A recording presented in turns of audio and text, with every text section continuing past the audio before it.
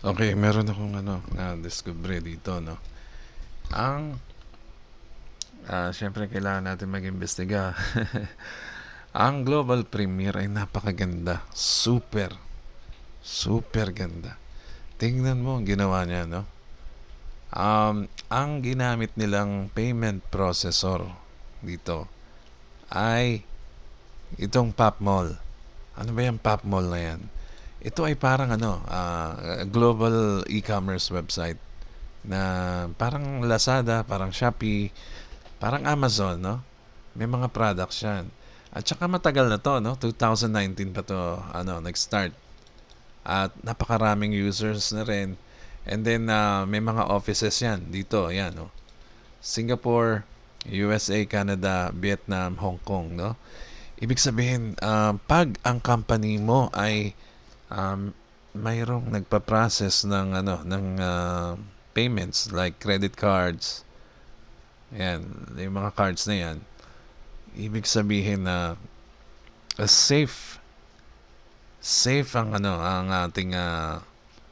ating pera dito na magbayad. Okay? Kasi company rin to, no? Yung payment processor na to, hindi sila basta-basta mag-accept ng isang negosyo na gamitin sila as payment processor kung hindi ka legit, no? So, ito nga, nakalagay, yung sa resibo mo, once na nagbayad ka sa Global Premier, ay marireceive mo ang notification sa email na yan ay galing sa Popmall. Sila ang nag-process ng payment. So, maganda. Maganda yung ginawa nila. Actually, ginagawa ko rin to through my traditional business. Ang product ko ay physical product at ang ginagamit ko ay Lazada. Ganyan. So, ito, ganun din ang sistema, no? Kaya ang ganda. Ah, ang ganda ng ginawa nila dahil tignan mo pag nagka-problema yan sa company, no? For example, nagsara o gusto mong habulin yung bayad mo, no? I-refund mo. For some reason ayaw mo na sumali. Kunyari gusto mo kunin yung pera mo, pwede kang mag-dispute, no? Andiyan, no? Ano yan eh, yan ang patakaran dyan. Pagka ang merchant ay, kunwari, hindi na ibigay ng tama ang serbisyo nila or product, pwede ka mag-dispute dyan, no? Merong refund policy, dispute policy, and shipping na dyan lahat ng information. So, ganun din yung mga major e-commerce natin, no? Lahat yan ay safe dahil pwede mong habulin si seller, di ba? Ganyan.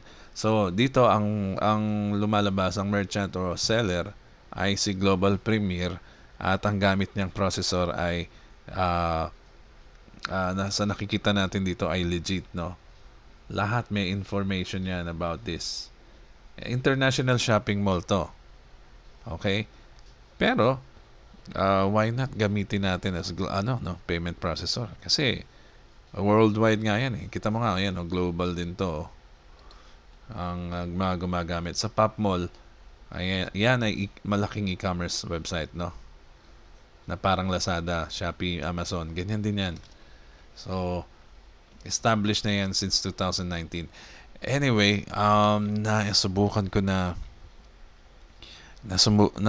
ng ano, uh, mag-add mag-add ng fund dito sa aking wallet sa Global Premier. Sinubukan ko lang ito, bali makikita mo dito, no?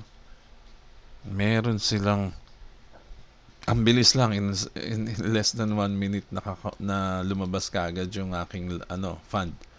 Napakadali, hindi ko kailangan dumaan ng crypto or hindi ko kailangan crypto payment, no? Hindi ko kailangan pumunta sa Binance, sa coins. Andiyan na, oh. Pero kakailanganin niyo yung mga crypto wallet na yan dahil pag withdraw natin ay diyan natin ilalagay, no? Para hindi tayo ma-question ng mga banks. Kasi pagka malaki na yung income natin dito, mas maganda pa rin sa crypto wallet, no? Mas safe. Safe yan.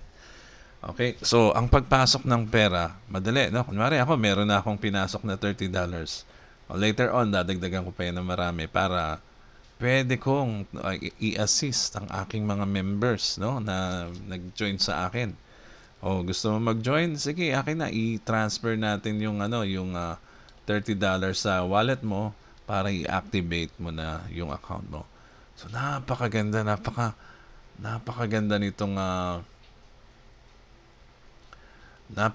nitong platform natin dahil yun pa lang na ginawa nila na gumamit ng payment processor within the dashboard ay napakalaking napakalaking tulong yan sa mga members. Unlike yung mga ibang nasalihan natin in the past, no, malalaking company, no, legal, legit, pero wala silang ganyan. Hindi nila ginamit yan. Bakit ito kayang-kaya nila gumamit ng payment processor from Palmol, di ba? So napakaganda niyan. Makikita mo naman right after na nagbayad ka yung receipt, no, from Palmol. Ayan, papakita ko sa inyo. Thank you for your order. Ayan, nag-top up lang ako ng fund, ha. Pero ano na ako? Upgraded na ako. Ayan, no. Palmol pa. Popmall pala, sorry. Popmall, oh. Ayan. Meron ka kagad notification na pre-process nila agad, no? Ang order from Global Premiers. So napakaganda ng ginawa ng Global Premiers dyan. Kaya thumbs up talaga ako dyan. Importante sa akin yan, no? Importante yan sa mga members, no? Na madali pala magbayad, no? Merong gamit na payment processor na matagal lang establish at safe. Dahil dyan, safe ang pagbayad natin dahil pwede natin ma-recover kung ano man mangyari dyan, no? Pero I'm sure yan ang right way to do, no? Tama, kaya thumbs up yung Global Premier dahil dyan sa feature na yan sa dashboard natin. Okay? So, kung gusto niyo mag-register at mag-upgrade, madali lang. Paturo kayo sa akin. Okay? So, yan lang muna. Ito po si Edgy Garcia. Maraming salamat po.